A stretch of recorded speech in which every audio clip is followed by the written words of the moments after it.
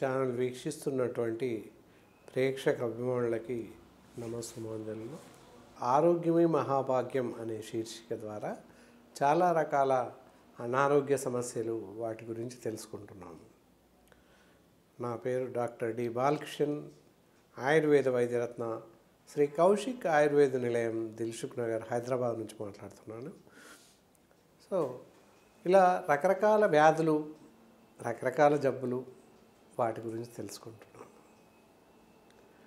అలాగే ఈరోజు కూడా ఓ రకమైనటువంటి వ్యాధి గురించి తెలుసుకుందాం. మహిళల్లో ముఖ్యంగా ఋతుచక్రం తర్వాత కానీ ముందు కానీ ఓవర్ బ్లీడ్ అంటే ఎక్కువ రక్తస్రావం జరగడం అని అంటారు. దానివల్ల కొన్ని సందర్భాల్లో ప్రాణహాని కూడా సంభవిస్తుంది, రక్తహీనత కలుగుతుంది.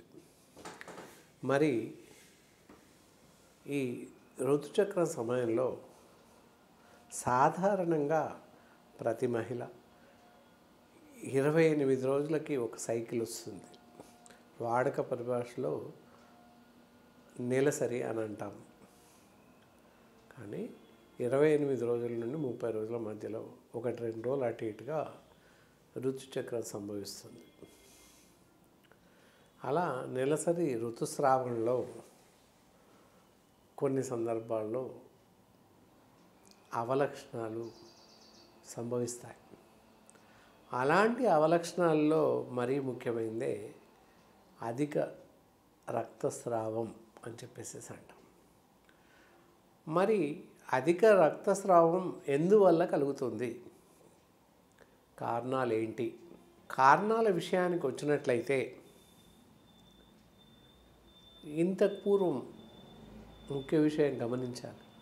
మహిళలు యుక్త వయసు వచ్చాక అంటే 15 ఏళ్ళు వస్తే కానీ రజస్వల అయ్యేవారు కాదు. కానీ ప్రస్తుత జీవన శైలి ప్రకారంగా 10 నుండి 12 సంవత్సరాల లోపే రజస్వల అవుతున్నారు.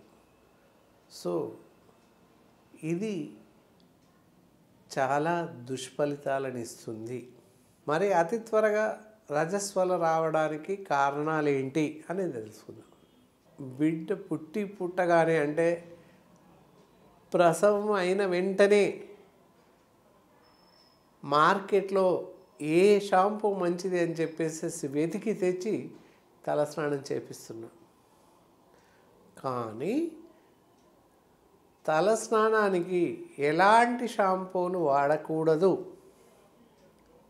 మరీ ముఖ్యంగా ఈ షాంపూలు వాడడం వల్ల శరీరంలో ఉన్నటువంటి హార్మోన్ల సమతౌల్యం దెబ్బతిని త్వరగా రజస్వల అవుతున్నారు. అలాగే బాలుల్లో కూడా కౌమార దశ తొందరగానే వస్తుంది. అందుకే మగవాళ్ళైనా ఆడవాళ్ళైనా అంటే బాలబాలికలకి ఎవరికి కూడా షాంపూ వాడకూడదు. పెద్దవాళ్ళు ఎవరు కూడా షాంపూ వాడకపోవడం అన్ని విధాల శ్రేయస్కరం, సమంజసం. ఇలా షాంపూలు వాడడం వల్ల చాలా రకాల హార్మోన్స్ సమతౌల్యం దెబ్బతింటుంది. అది ఎలా అంటే ఈస్ట్రోజెన్ హార్మోన్ అవ్వచ్చు, టీఎస్హెచ్ అవ్వచ్చు, ఎల్ఎస్హెచ్, ఎఫ్ఎస్హెచ్. మన శరీరం అంతా రకరకాల హార్మోన్స్తో నిండి ఉంది. ఇన్సులిన్ హార్మోన్ అవ్వచ్చు, థైరాయిడ్ హార్మోన్ అవ్వచ్చు. ఇలా అన్ని రకాల హార్మోన్స్ పైన ఈ షాంపూ ప్రభావం ఉంది. అత్యంత ప్రమాదకరమైనటువంటి షాంపూలను వాడడం ఏమాత్రం సరికాదు. కావున దయచేసి ఎలాంటి షాంపూస్ని మనుషులు ఎవరు వాడకూడదు. మరి ఏం వాడాలి, ఏం వాడితే మంచిది అని అడగవచ్చు. పూర్వకాలంలో మనం అభివృద్ధి చెందిన సమయంలో మనం అన్నం వండగా మిగిలిన గంజితో తలస్నానం చేసేవాళ్ళు ఉన్నారు. అసంబద్ధంగా అయ్యో గంజి అని మనం అనుకుంటాం. కానీ గంజిలో ఉన్నటువంటి ప్రోటీన్స్ కానీ ఉత్ప్రేరకాలు కానీ మన తలకు పట్టేస్తాయి. దానివల్ల చాలా ఆరోగ్యం. అసలు మన వెంట్రుకలు కూడా సాఫీగా ఉంటాయి. తలకు సరిపడేటువంటి శక్తి వస్తుంది. మన మెదడు చల్లగా ఉంటుంది. అలా కాక ఇంకా కూకుడుగాయలు అందరికీ సాధారణంగా తెలుసు. కూకుడుగాయ రసాన్ని, కూకుడుగాయలు కొట్టేసి కూకుడుగాయ పులుసుని తలస్నానానికి వాడేవాళ్ళం. ఇప్పుడు కూడా సినిమాలలో చూస్తుంటాం, కూకుడుగాయల రసంతో తలస్నానం చేపిస్తుంటారు. సినిమాల్లో చూడడం కాదు, ఒరిజినల్గా మనం అందరం ఆరోగ్యంగా ఉండాలంటే కూకుడుగాయల స్నానం లేదా సీకాకాయ దొరుకుతుంది పౌడర్, అది కానీ తలస్నానానికి వాడవచ్చు. అంతేకాని తలస్నానానికి సబ్బులు కానీ షాంపూస్ కానీ వాడకూడదు. ఇలా అన్నామని హార్బల్ షాంపూస్ వాడతారు చాలామంది, కెమికల్స్ లేవని. కానీ హార్బల్ షాంపూస్ కూడా వాడకూడదు.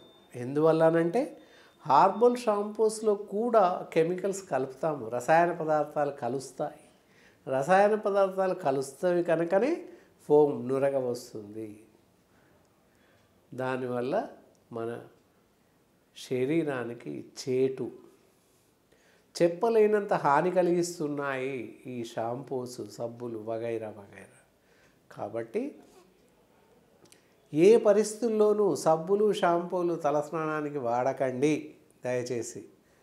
అలాగే తలస్నానం వారంకి ఒకసారి మాత్రమే చేయండి. ఈ రోజుల్లో ప్రతివారు రోజు తలస్నానం చేయడం, రాత్రి కాగానే తలస్నానం చేయడం, అది ఎక్కువ high quality of shampoos, high potency of shampoos, ఎక్కువ కెమికల్ శక్తి ఉన్నటువంటి షాంపూస్ను వాడడం జరుగుతుంది. దానివల్ల ఎక్కువ ప్రమాదం జరుగుతుంది, ప్రమాదానికి దగ్గరగా వెళ్తున్నాము. ఇదంతా ఎందుకు చెప్తున్నాను అంటే మన శరీరం పైన రకరకాల అవలక్షణాలను కలిగి ఉంటున్నాము. అన్ని రకాల అవలక్షణాలు షాంపూలు, తలకు వాడేటటువంటి సబ్బుల వల్ల వస్తుంది. కాబట్టి తలస్నానం కోసం షాంపూలు సబ్బులు వాడకండి. తప్పకుండా కూకుడుగాయల రసం కానీ లేదా సీకాకాయ పౌడర్ లాంటివి వాడండి. అవి వాడినట్లయితే తలకేశాలు బాగుంటాయి, తద్వారా మెదడు చల్లగా ఉంటుంది. శరీరంలో హార్మోన్స్ ఎదుగుదల, అందులో ఉండేటువంటి అసందర్భాల లక్షణాలను తీసివేస్తాయి. సమతౌల్యత దెబ్బ తినదు. ముఖ్యంగా షాంపూలు మానివేసి ఈ పైన చెప్పిన ఆయుర్వేద మూలికలు సీకాకాయ కానీ కూకుడుకాయ కానీ వాడండి. లేదా రెండు సమాన పాలలో కలిపి వాడవచ్చు. అప్పుడు ఇంకా అద్భుతంగా పనిచేస్తుంది, ఔషధం వలె. అధిక రక్తస్రావం గురించి అనుకున్నాం. ఇది హార్మోన్స్ లోపం వల్ల, టెస్టోస్టెరాన్ తర్వాత ఎఫ్ఎస్హెచ్ హార్మోన్స్ ఈ సమతుల్యం దెబ్బతినడం వల్ల అధిక రక్తస్రావం జరుగుతుంది. కొన్ని సందర్భాల్లో వాళ్ళకి సాధారణంగా చెప్పుకున్నాము, నెలకి 28 రోజులకి ఒక సైకిల్ వస్తుంది. వచ్చాక 3 నుంచి 5 రోజుల వరకు సాధారణంగా రక్తస్రావం కనిపిస్తుంది. 6వ రోజు నుంచి నిలిచిపోతుంది. కానీ అసాధారణంగా ఎక్కువ రక్తస్రావం జరుగుతున్నప్పుడు అలాంటిది చాలా ఎక్కువగా ఔన్స్లుగా వస్తుంది. 10 రోజులు 15 రోజులు ఆగిపిస్తుంది కొంతమందికి. సో దానివల్ల చాలా నిస్తారణంగా శరీరం వడిలిపోవడం, రక్తహీనత రావడం, ఏం చేసినా రక్తం వృద్ధి చెందకపోవడం జరుగుతుంది. ఇలా అధిక రక్తస్రావం ఉన్న పరిస్థితుల్లో ఏమాత్రం అశ్రద్ధ చేయకుండా, అలక్ష్యం చేయకుండా తప్పకుండా వైద్యులను సంప్రదించాలి. ఇలా అధిక రక్తస్రావం, దాంతోపాటుగా రక్తస్రావంతో పాటు రక్తం గడ్డలు గడ్డలుగా వచ్చిన సందర్భాలు కూడా ఉంటాయి. మరి అలాగే వదిలేస్తే ఎక్కువగా వచ్చి ఎక్కువగా రక్తహీనత సంభవించి కొన్ని సందర్భాల్లో ప్రాణహాని సంభవించే అవకాశం ఉంది. ఇలా రక్తస్రావం ఎక్కువగా వచ్చిన పరిస్థితుల్లో తప్పకుండా మంచి అనుభవజ్ఞులైన ఆయుర్వేద వైద్యులను సంప్రదించడం, మరి ఎలాంటి ఆహార పదార్థాలు తీసుకోవాలి అనేది గమనిస్తాం. ఇక్కడ బలవర్ధకమైనటువంటి ఆహార పదార్థాలు అంటే వారంలో 2 రోజులు మంచి ఆకుకూరలు తీసుకోండి. అన్ని రకాల కూరగాయలు తీసుకోండి. ప్రతిరోజు క్రమం తప్పకుండా క్యారెట్ తీసుకోండి. క్యారెట్ అనగానే పచ్చిది ఒకటో రెండో తినడం కాదు, ప్రతిరోజు రైస్ లాగా క్యారెట్ తినాలి, ఉడికించి తినాలి. ఒక మనిషి సగటున 50 నుంచి 100 గ్రాముల క్యారెట్ తినాలి. అలాంటప్పుడు రక్తహీనత తగ్గే అవకాశం ఉంది. క్యారెట్, వారంలో 2 రోజులు ఆకుకూరలు, ఒకరోజు తోటకూర, ఒకరోజు ఇంకొక ఆకుకూర, టమాటాలు తినండి, తర్వాత బీట్రూట్ తినండి. ఏవైనప్పటికీ ఉడికించి కూరలాగా చేసుకొని తినండి. క్యారెట్ అయితే పప్పులో కానీ, మిక్స్డ్ వెజిటేబుల్స్ అలా కానీ, డైరెక్ట్ క్యారెట్ కానీ కూరలాగా చేసుకొని తినండి. రోజు క్రమం తప్పకుండా క్యారెట్ తినండి. ఆకుకూరలు వారంలో 2 రోజులు తినండి. మిగతా రోజులు మీ ఇష్టం వచ్చిన కూరగాయలు తినండి. ఉదయం సాయంత్రం 1 కప్ పాలు తాగండి క్రమం తప్పకుండా. ఇలా చేయడం వల్ల రక్తహీనత తగ్గుతుంది. ఎందుకంటే అధిక రక్తస్రావం అవుతుంది కనుక రక్తహీనత బారిన పడే అవకాశం ఉంది, రక్తం తగ్గిపోతుంది. కాబట్టి ఇలాంటి పౌష్టికరమైన ఆహారం తినడం వల్ల రక్తం వృద్ధి చెందుతుంది. ఇంకా ఇలా జరిగినప్పుడు ఏమాత్రం అశ్రద్ధ చేయకుండా, అలక్ష్యం చేయకుండా త్వరితగతిన వైద్యులను సంప్రదించాలి. ఏమోలే అని చెప్పేసేసి ఏదో రకమైన మీకు తోచిన మందులను వాడడం మంచిది కాదు. అలా అందివచ్చిన గోళీలను వేసుకోవడం కానీ, ఎవరో చెప్పిన గోళీలను వాడడం కానీ శ్రేయస్కరం కాదు. ఇలా కాగానే ముందు చెప్పడానికి మొహమాట పడతారు మహిళలు. ఇంట్లో వాళ్ళకే సరిగా చెప్పలేకపోతారు. చెప్పినా వినిపించుకునే పరిస్థితి ఉండదు కొన్ని కుటుంబాల్లో. కాబట్టి అలా ఆ వ్యాధి బారిన పడ్డప్పుడు ఎప్పుడైతే రక్తస్రావం అవుతుందో మోమాటానికి పోకుండా వైద్యులకి మీ యొక్క పరిస్థితిని దాచకుండా చెప్పినట్లయితే దానికి మంచి మందులను, మంచి ఔషధాలను మీకు అందించి అధిక రక్తస్రావం బారి నుంచి మిమ్మల్ని కాపాడే అవకాశం ఉంది. ఇలా క్రమం తప్పకుండా మంచి మందులను వాడండి. ఇలా జరిగినప్పుడు ఏం చేస్తారంటే పక్కింటి వాళ్ళను, ఎదురింటి వాళ్ళను, తెలిసిన వాళ్ళను అడుగుతారు. ఇలా అవుతుందనగానే నాకు మొన్న డాక్టర్ దగ్గరికి ఇవి ఇచ్చాడు, లేదా మెడికల్ షాప్కి వెళ్తే గోళీలు తీసుకొని వేసుకున్నాను అని చెప్పేసి అంటారు. అలా ఎవరో వాడిన మాత్రలు కొనుకొచ్చుకొని వేసుకోవడం జరుగుతుంది. దానివల్ల మీకున్నటువంటి అధిక రక్తస్రావం తాలూకు జబ్బు తగ్గకుండా అదనంగా వేరే అవలక్షణాలు ఏర్పడే అవకాశం ఉంది, దుష్ఫలితాలు ఏర్పడతాయి. కాబట్టి ఈ అధిక రక్తస్రావం ఏర్పడిన పరిస్థితుల్లో ఏమాత్రం ఆలస్యం చేయకుండా, అలక్ష్యం చేయకుండా త్వరితగతిన వైద్యులను సంప్రదించాలి. లేనిచో అలాగే ఉన్నట్లయితే కొంతకాలానికి క్యాన్సర్ బారిన పడే అవకాశం కూడా ఉంది. కాబట్టి ఏమాత్రం అశ్రద్ధ చేయకూడదు, అలక్ష్యం చేయకూడదు. మోమాటంతో చెప్పకుండా ఉంటే ప్రాణహాని సంభవించే అవకాశం ఉంది. కాబట్టి తప్పకుండా ఇలాంటి పరిస్థితులు ఎదురైనప్పుడు మంచి అనుభవజ్ఞులైన ఆయుర్వేద వైద్య నిపుణులను సంప్రదించినట్లయితే దీనికి సరిపడేటువంటి మంచి వైద్య చికిత్సా విధానాలను మీకు అందించి మిమ్మల్ని ఆ వ్యాధి బారి నుండి కాపాడే అవకాశం ఉంది.